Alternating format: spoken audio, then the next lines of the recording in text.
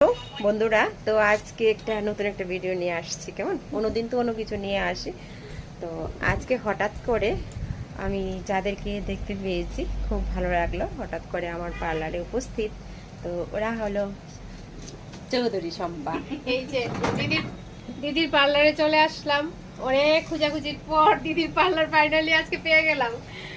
আর আমরা পাশে আমার ছেলেকে নিয়ে টিচার বাড়িতে আসি, তো সব সময় এদিকে ঘোরাঘুরি করি, কিন্তু মানে দিদির পার্লারটা কোথায় আছে সেটা আর জানতে পারি না। আজকে এদিকে ঢুকেই পেয়ে গেলাম আর কি।